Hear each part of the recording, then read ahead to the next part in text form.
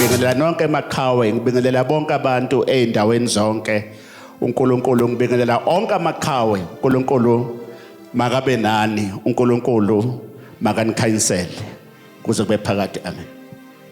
Amen. Asibonge ukuthola leli thuba. Asikubingelele nawe mbukeli lapho ngasekhaya. Siyabingelela kunina benkayishana kaMenzi yaphuza umlaza ngameva, kunina bakaBishop Khalo uNtaba ayisondelene intula uXhawulana.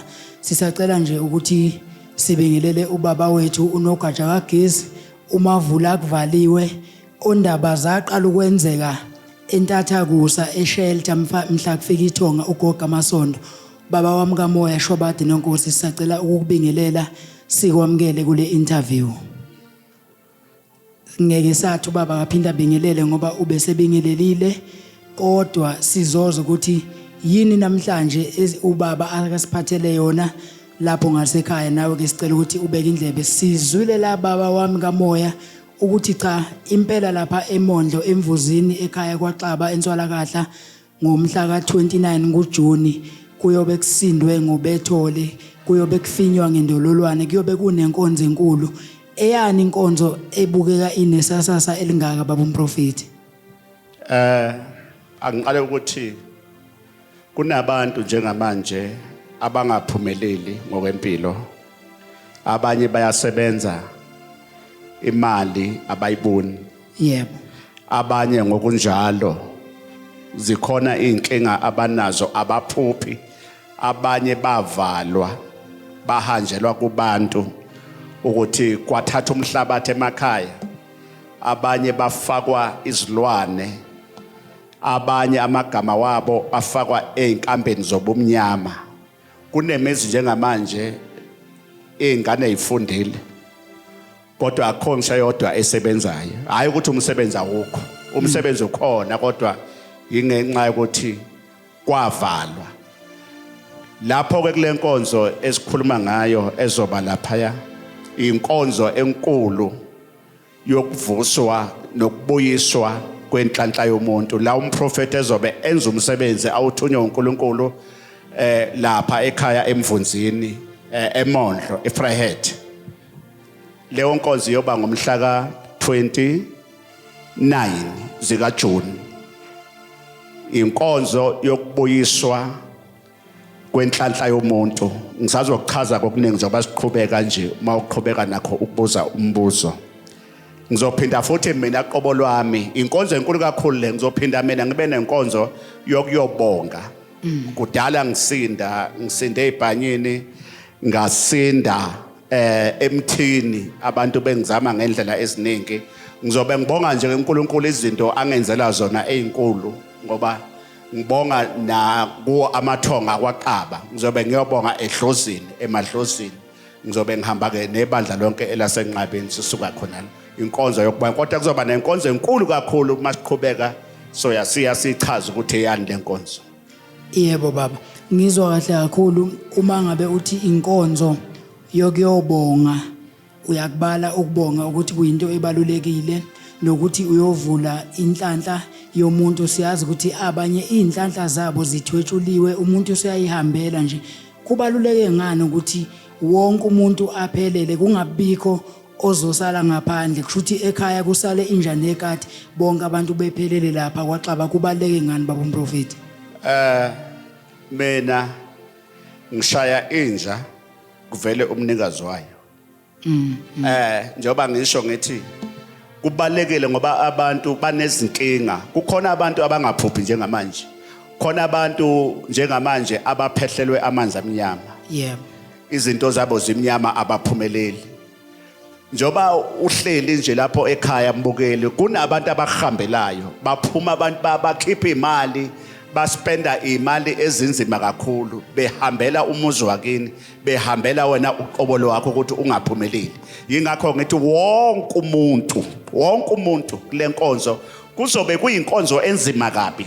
Kuzovuleka izinto zabantu, kuzovuleka imisebenzi. Ngifuna abagulayo, ngifuna izingane ezithi siphethwe lokuhayiza amadimoni.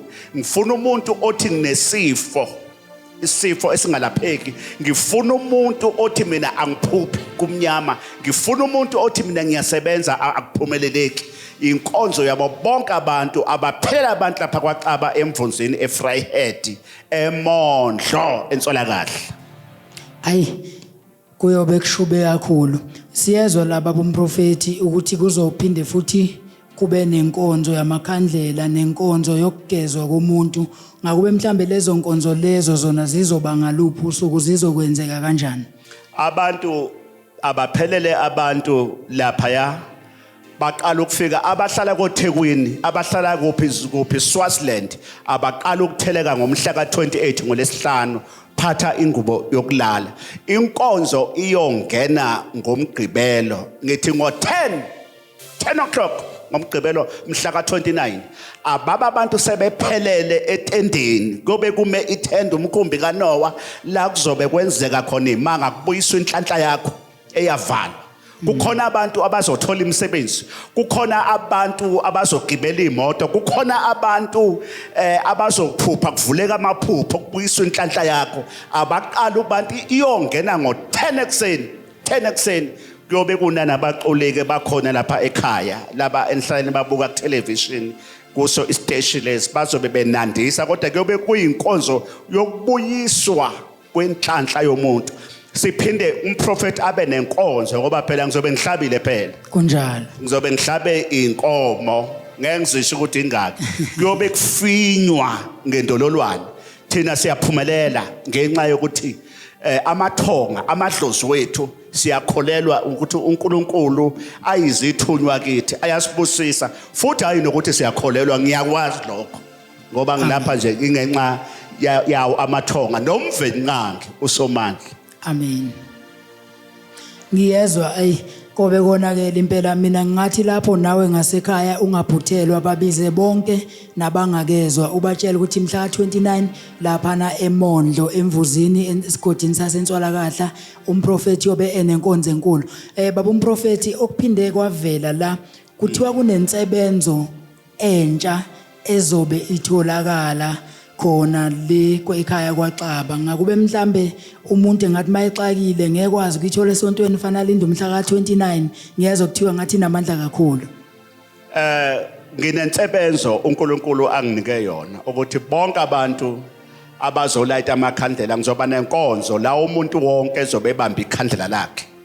Uzofika uthenga ikhandlela ngo50 uzothenga ikhandlela ngo50 wena ozokwenza inkonzo ozovula into zakho nozobuyisa inhlanhla yakho ngiphathele imbewu yakho ka 350 rand ebese ungilungisele ama 5 rand amabili amhlophe ahlangane abemhlophe. Khona ke insebenzo ozothi mawufika nalo 350 khona insebenzo ayikatholakala njengamanje izotholakala uma ngabe usufike kwaXaba noma izotholakala emva kwalo yamcime ngoba njengamanje isazoya ekhaya iyosetshenzwa enye sesetshenziwe. Iyo ke lensebenzo le engiphethe wena ozobe uphethe imbewu yakho ka350 wena ozobe uphethe imbewu yakho ka350 uzofika uthole lensebenzo engiphethe njengamanje okuyiyona ezokuvulela izinto zakhe ibuyisa inhlanhla yakho. Ngizophinda nje ngibe nenkonzo yokuthandazela abagulayo. Ngizophinda ngikhuphula ithunywa. Ngifuna umfundisi othi mina baba umprofeti nginebandla alihambe kahle. Ngifuna umuntu othi ngumthandazi noma ngumelaphi wendabuko othi baba umprofeti indumba yami ayihambi kahle abantu abangeni. Izinto zobe zenzeka ngibiza wena mfundisi ngibiza abathandazi ngibiza izangoma ngibiza wonke umuntu owumthandazi ngizobe ngiphakamisa ngisho ithunywa ngalolo suku lolo la ngomhla ka 29 June lapha ekhaya kwaXaba emvunzini eMondlo Vryheid. Hayi siyabonga. Abantu bayabhala bathi abasakwazi ukulinda lensebenzo khona engibonile esibhalela lapha ku Facebook. Enye into baba umprofeti abantu bayafisa ukwazi ukuthi ngabe ubaba umprofeti insebenzo zizobe zikhona ivimba moya bayabona kukhulunywa ngalo nezinye insebenzo ama product kanye nama one on one baxakekile abantu ukuthi mhlambe kuzobe kwenziwa na kule yankonzo. Ngizobe ngiphethe yonke insebenzo futhi abantu abaphelele ngoba ngizobe ngijabulile kwaXaba. Mhlawumbe ngisho ilokhuzana insebenzo abazi ukuyithola ngale prize ngale mnikelo engobiza la. Mhlawumbe nizobe zehlile ngoba ngizobe ngilapha kwaXaba. Ngizobe ngiphethe yonke insebenzo ivimba moya nali ivimba moya. Nali livula amaphupho libuyisa inhlanhla yakho livula amaphupho liyakuvikela ivimba moya uyalithola wena ose Cape Town ungaphandle ufisa ukuthola ivimba moya fona njengamanje amafoni njoba ehla enyuka liwu 600 rand ukuthi sikuposele wena ola Joburg ungabe uset Durban siyakhona ukukuposela wena ola eGoli gibela njengamanje fona njengamanje uzozilandela wena ngizofika ngikufake mina qobo lwami likuvulele inhlanhla namaphupho wakho ngizobe ngiphethe zonke insebenzo umkhuqululi awungabala ngithini izinto eziningi ngizobe ngiyiphethe lapha. Ay siyathokoza kakhulu imisebenzi yalo siyayibona sibonile nenye insizwa lapha izobonga ukuthi ibingasebenzi yanele yasebenzisa ivimba moya yathola imisebenzi emibili khona omunye futhi baba umprofeti ekade esibhalele uthi lokhu ngathenga ivimba moya ngibiza nekhaya lakithi ngisho ekhaya egcikeni kunomehluko izinto ziyenzeka ngendlela elinamandla ngayo. Sifisa ke nje ukuthi ngaphambi kokuthi siye lapha kumne wethu uSipha asichazele ngeinsebenzo ngoba nazi ngaphambili sicela ukukutshela lapho umbukele ukuthi uma ufisa ukuhamba amabhasi ayatholakala la ekhaya azobe phumela khona uyabhalisa igama lakho ufike ubhalise bakhona onobhala u425 rand i-return 425 rand i-return uyakwazi ke nawe ukuthi ke ube ingxenye uyofika kwababa umprofeti emvuzini ukwazi ukuthi nawe uthole zonke izinto ezizobe zenzeka. Ayobuya ngesonto. Yebo ayobuya ngesonto ngo10. Amen. Ayophuma ngolesihlanu abantu abaqala ukuphelela la ngomhla ka 28 ngo5 o'clock ntambama. Amabhasi awube eqala lapho ukuthutha abantu abase kuphi ekhaya lapha engizobe ngikhona abantu abaqale ukufika siyofika amabhasi ayofika ebusuku bese kuthi ngesonto ngoba khona abantu abasebenzayo ukushesha ayosheshe asuke le ekhaya kwaXaba esezodeliver abantu khona la esontweni abashili bakhona ukuhamba emakhaya. Ngamanye amazwi asikho isizathu sokuthi umuntu ekhale ngokuthi uyasebenza uzolova emsebenzini ayosuka ngesikhathi kwaXaba njengoba abuye ngesikhathi. Yebo afike ngesikhathi. Yebo baba siyabonga kakhulu siyethemba ukuthi umlaleli simnike konke afisa ukwazi umbukeli ngasekhaya kodwa siyazi ukuthi bayazi ukuthi kuneyinsebenzo zala ekhaya oyinto ebalekile ukuthi wonke umuntu abe nazo ngoba ziyasiza kakhulu zigila imanga nami uma ngangibuza ukuthi fane uthole ini engakusiza angazi kodwa ngingathi zithole zonke ngoba zonke zenza umsebenzi ohlukene obalulekile.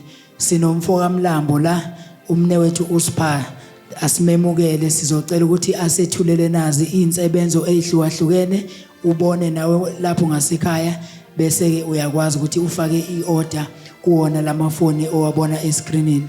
Mne wethu ngicela ukukunika ithuba. Ngiyabonga qhawe lami DJ Asiye. Kuyintokozo enkulu ukuthola leli thuba. Sibonge nakuwe baba umprofeti Dr X unogwaja kaGesi. Sinibingelele nonke babukeli balandeli bakamprofeti uDr X kumagumbi wonke amanye omhlaba. Cha akukho ukuthini engizokusho ngaphandle kwaloko ngithunywe wona ubaba wami ubaba umprofeti okuyizinsebenzo zala ekhaya siphila nje sikhona sisebenzisa zona zonke izinto zisihambela kahle. Amen. Ngizoqala nje kulesigubhu lesi babukele emakhaya uMaphilisa lo uthi ubaba umprofeti ke la ulapha umhlume ama-ulcer uma usifuna mawususitholile uyaye uphuze ipuni ezimbili ekseni ipuni ezimbili ntambama na kanjani obukade ungakudli wena ophethwe ama-ulcer na kanjani uzokudla uyacela ubufakazi ubaba umprofeti sibe nesigubhu esibomvu ekuthiwa uqonda thwi owamadoda kuphela uthi ubaba umprofeti la uphuza ikota yeglass kube yi-hour ngaphambi kokuba uye groundini na kanjani kunemizi ekhona esifile akusazwanwa ekhaya ngenxa yokuthi injabulo ayisekho egroundini phuthuma ke Qhawe kwindawo zonke la ukhona Maqhawe kunesiprofetho ubaba esamehlela waphuthunyiswa olwandle la ayeyolanda khona insebenzo yasolwandle amanzi asolwandle siyaphuza kancane nje isivalo siyaphuza siyageza siyachela thatha nje ibhakede lakho mawuzochela ufaka amanzi ufaka nje ikota ebhakedeni lelo uyachela ngaphakathi endlini uye ngaphakandle egcekeni kube namatshe ubaba umprofeti aphuma nawo olwandle leli tshe leli elokuqinisa igceke kunezilwane awusakhona ukulala egcekeni anisakhona ubuthongo abusafiki uyakhupha nje umgodi ufake nali itshe uzosizakala kakhulu kube netshe alithola olwandle ubaba athi wathiwa kolanda olwandle elokuthandaza uyalibamba njengoba ngilibambile nje esikhathini sakho sokuthandaza ubike konke okubikayo ucebe izitha zakho kulo lelitshe uma uqeda lapho ulibeka endaweni yakho esafe la oyothi mawuthandaza uphinde ulithole khona sinomkhucululi isiwashe sinamandla kakhulu ke lesi Maqhawe kumagumba amane omhlaba siyagquma siyageza siyaphalaza uma sizogquma abanye bathi ukufutha siyayisibilisa amanzi ucaphune nje kancane ufake kulo lelo bhakede lakho ogqumela kulo uyagubezela uyagquma amanzi uma uqeda uyawachitha awugezi ngawo uyobe usugeza usuthela amanye amanzi ebhavini yakho ucaphune nje kancane ufake lapho ugeza zonke izinsebenzo zababa umprofeti uma uyisebenzisa uyayikhulumisa ngoba nokade ekuhlelela ububi kumuthi wakhe usebenzisayo phezulu kwakho usho njalo ubaba uyawukhulumisa athi makwenzeke lokhu afisa ukuthi kwenzeke na kanjalo ke nawe izinsebenzo zikababa umprofeti uyayisebenzisa sinomanqoba la oxosha imoya emibi siyachela siyageza siyacaphuna nje kancane sifaka eplastikini siyabopha sifaka ngaphansi komatrasi wethu uxosha imoya emibi sathi ibhakede sifaka amanzi siyacaphuna kancane sifaka ebhakedeni sichela igceke lonke nangaphakathi ejardini emanzini akho okugeza uyacaphuna nje kancane ufake ngaphakathi ngiyakuthembisa Maqhawe umagumba amane omhlaba uzosizakala izinsebenzo zababa umprofeti ziyasiza kakhulu kunespray la ubaba okuyisiprofetho esivelile esezilonda uma wena unesilonda esingasaphuli nasi spray sizokusiza kakhulu sibe ne-anointing oil i-anointing oil uyayikhulumisa uyayisheka ukhulume ngoNkulunkulu kababa umprofeti usho lokho okucelayo konke okufisayo ebese uyayivula uyayigcobisa nje uma kuukuthi khona mhlawumbe okungahambi ngaphakathi emzimbeni wakho uyayubilisa amanzi njengoba usuku uzokwenza itiye ukhe izivalo uthele ezivalweni uthele ngaphakathi ekomshini lakho ugoqoze uphuze uyakhuluma kunezintambo la ubaba umprofeti azenzile le ntambo ebomvu uchitha izitha imelelane nezitha kuphela ebese kuba khona intambo emhlophe Maqhawe kukhona intambo yenhlanhla intambo yokuthola abantwana intambo yomsebenzi intambo yokuqina Uma ukude kuneyinamba ezila escreenini ezehla zenyuka. Uyayifonela nje lezo inamba ucele ukusizakala. Indlela yokuorder ama product uyayuthatha inamba i-account number yase Standard Bank ekhona escreenini sakho. Ushone Standard Bank udeposite leyo mnikelo loyo enele lawo ma product owadingayo. Ngaphezulu ungakhohlwa ukufaka u200 wokuthi sikuphosele. Ebese ubhala igama lakho, ubhala iphone number yakho, ebese uyasithumelela enambeni yala ekhaya esithumela kuyo ka WhatsApp. Ekuyiyona esebenzisa ama products kuphela.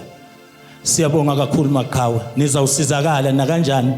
Ama product aphambi kwenu ayaphilisa, ayasiza, ayavikela, ayavula futhi la kuvalwe khona. Ngiyabonga kakhulu. 29 zika June abantu abaphelele lapha yakwaXaba. Ungabe usuka kuphi Durban, ngibiza abantu Durban, Swaziland. Ngibiza abantu Free State, ngibiza abantu zonke indawo. Abaqala abantu kufika ngolesihlanu ntambama. uDr X ufuna ukuphakamisa. Ngithi njengamanje, qala njengamanje. Ngithi ngifuna ukubona abantu bephakama, abantu bazothuthwela.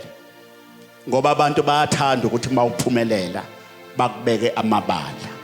Ngithi mina ngithi ungaphuthelwa, abaphuma abantu all over mhla ka29. Umprofeti uthe akabe seduze noma kunomcimbi engizobe ngiyowenza, kodwa ngumuntu wabantu ngiphakamisa izipho zabantu. Kunabafundisi abeza la ekhaya, kukhona abantu abasebenza ngabantu esengibasizile, kunabantu njengamanzi bebengasebenzi. Wena ungumntwana uphethwe imoya, ngithi ngiyakubiza wena ozobe ukhona ufuna umsebenzi, ngiphathele ID, ngiphathele icertificate. Wena unezinkomo ekhaya, khona izinto ezigijima ekhaya ngasebaleni, ngiphathele umhlabathi, ngiphathele umqubo. Unengane njengamanje ephuza utshwala, unengane njengamanje edla ama drugs, unengane njengamanje engaphumeleli, phatha impahla zayo. Ngalelo suku lolo kuzophakanyiswa inhlanhla yakho. Ungahlali wavalwa umuntu uyovulwa umuntu, wavalwa abathakathi uyovulwa indoda ekaNkulunkulu. Usefikile umprofeti, abaphuma abantu ngomhla ka29 ngo10 babe sebephelele bonke abantu. Kanti wena ozobuyisa inhlanhla yakho ngizophinda ngikufake ngikugeze. Uma uqeda ukulayita ikhandlela ngakunikeza insebenzo, wathola insebenzo ka350 rand nama 5 rand amabili. Ngizophinda mawuqeda ukulayita ikhandlela ngikunikeze futhi insebenzo, ngiphinde ngikuthathe ngikugeze ngikufake emanzini. Khona ke insebenzo engilungisile ezongena kulamanzi, njoba ubona lapha ichibi elamanzi. Njengamanje ngiyakhona echibini.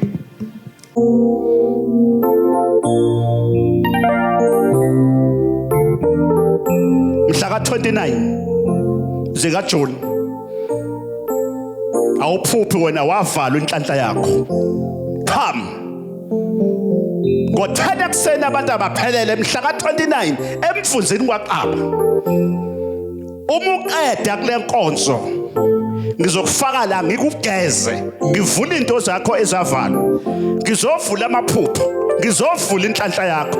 Kuzongena mina kuqala njoba ngingenile nje manje, kuzawungena mina kuqala bese ngifaka insebenzo la kule ndawo. Ozothi mawuphuma lapho uphume kuvuleke into zakho, uthola umsebenzi, kuphakame kuphume amadimoni. Azophuma la amadimoni. uNkulunkulu ungikhombisile nesiprofeti wathi izinto izokwenzeka, kuzobuyiswa izinto zakho ezilahlekileyo.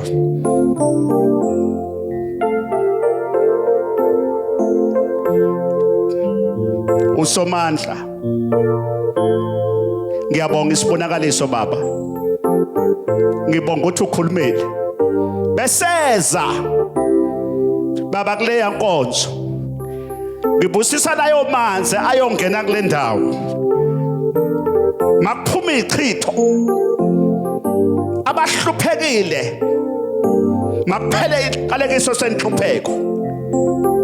ngivula imali, ngivula imoto, ngivula imizi. Njengamanje ngikhulekela la yamanzi asemvunzini.